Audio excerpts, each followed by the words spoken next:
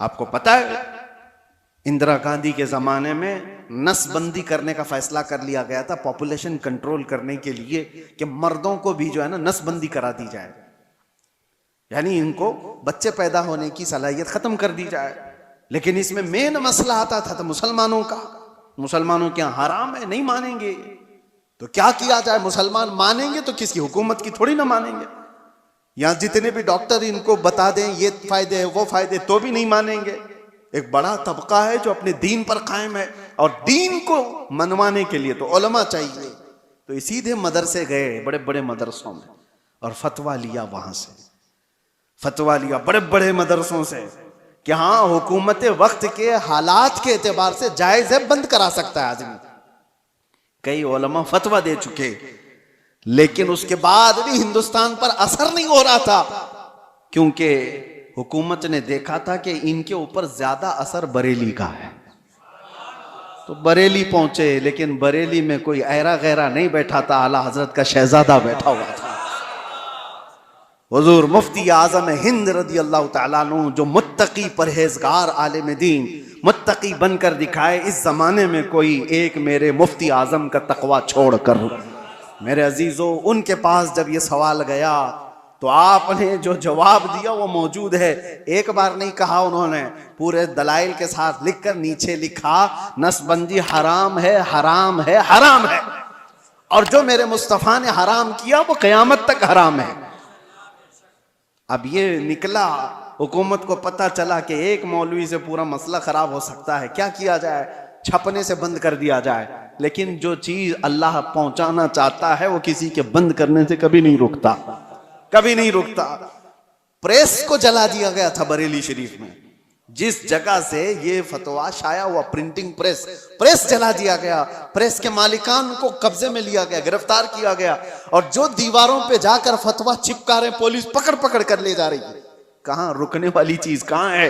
पूरे हिंदुस्तान में आग की तरह बात फैल गई कि आला हजरत के शहजादे ने फतवा दिया है कि नसबंदी हराम है। सब मिलकर के एक तरफा ऐलान किए, हम हुकूमत के इस फैसले को नहीं मानते, ये हमारे दीन का हिस्सा है। थोड़े दिन हुआ, मुसलमानों को तकलीफें आई, उलमा गिरफ्तार हुए, लेकिन चंद ही दिनों के बाद खबर आई कि लेडी तख्त से उतर गई, हुकूमत ही गिर गई। तो मेरे अजीजों, एक बात याद रखो, ताकत और पावर के जरिए से पूरी दुनिया पर असर कायम किया जाता है। आज अमेरिका की बोली बोलने वाले लोग भी बहुत सारे होंगे, वो जो कर रहा है वो सही है। इजराइल की बोली बोलने वाले लोग होंगे, क्योंकि थोड़ा सा उनके यहां से गोबर मिल जाएगा। हाँ, यहां पर भी बहुत सारे हुए हैं, बहुत सारे हैं। ये जो कर रहे हैं, मस्जिदें तोड़े, खानकाहें तोड़े, माबदें तोड़े, इससे कोई बात नहीं। लेकिन हैं तो अच्छे लोग हैं, उनकी जमात के भी कुछ हैं, टोपी भी पहनेंगे, दाढ़ी भी पहनेंगे। इनका वो ईमान है जो माल है। इसीलिए शेख मोहिउद्दीन इब्न अरबी की वो बात मुझे याद आती है। आप कुर्सी पर बैठे हुए थे, कुछ लोग आए मिलने के लिए, आपके सामने बैठे थे। आपने बयान करते करते अचानक कहा, तुम्हारा खुदा मेरे पैरों के नीचे रहता है। लोगों से इतना कहा तो लोग भड़क गए। इतने बड़े आलिम दीन, इतने बड़े सूफी, और कुफ्र का फतवा लगाकर निकल गए कि ये तो काफिर हो गया। दो लोग बैठे रह गए। उन्होंने पूछा, हुजूर आपके ऊपर कोई चीज आ गई, आपने ऐसा जुमला क्यों कहा, खुदा पैरों के नीचे रहता है, ये तो बहुत बड़ा गिरा हुआ जुमला। आपने कहा, सबर, वो भी मुझे पूछ सकते थे, लेकिन वो इसलिए आए ही नहीं थे। मैं जानता हूं उन लोगों को, मैंने क्यों कहा वो बताता हूं। उसके बाद आपने अपने पैरों के नीचे से चटाई उठाई तो देखा सोने के, चांदी के सिक्के पड़े हुए थे। कहा, यही उनका खुदा है, वो इसकी इबादत करते हैं। मैंने ये नहीं कहा कि मेरा खुदा पैरों के नीचे है, मैंने कहा तुम्हारा खुदा मेरे पैरों के नीचे। ऐसी जमात हर जमाने में होगी जिनका खुदा माल है, जिनका खुदा पैसा है। कुरान में भी अल्लाह ने फरमाया, अरअयत मन इत्तखज़ इलाहहु हवा, ऐ रसूल क्या आपने नहीं देखा, कुछ वो लोग हैं जिन्होंने अपने ख्वाहिशात को अपना खुदा बनाया हुआ है। अल्लाह ताला फरमाता है, क्या आप ऐसे लोगों की वकालत करेंगे, क्या आप ऐसे लोगों की सिफारिश करेंगे?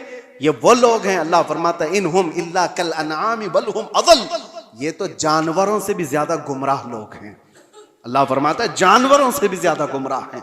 बस मुझे फिक्र है, इसलिए मैंने ये सारी बातें की कि अल्लाह हमारे ईमान की हिफाजत करे।